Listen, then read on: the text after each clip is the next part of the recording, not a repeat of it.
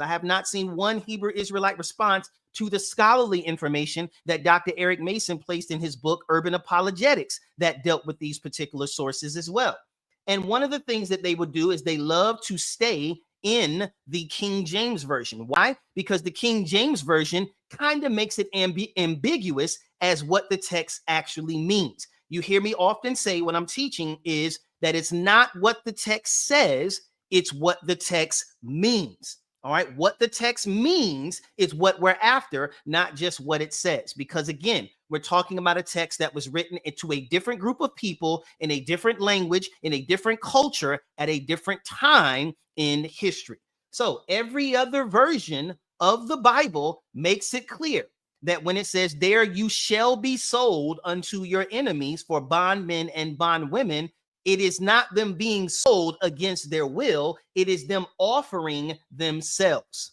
That is what the context of that particular scripture is talking about. That is what the text means. These people are not being sold involuntarily against themselves. They're not being sold voluntarily against their own will. They are offering themselves up for slavery because of the poverty condition at that particular time.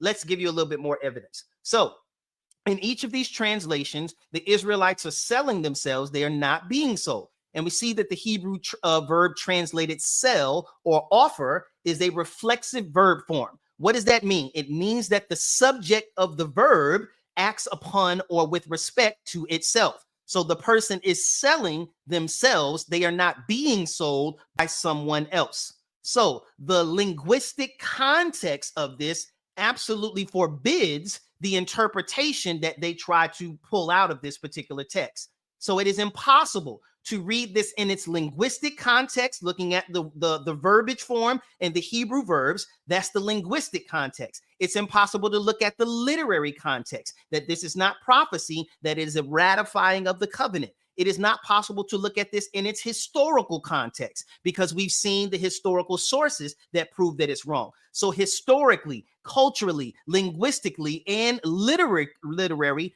every one of those contexts absolutely forbids the way that Hebrew Israelites want to read this particular text.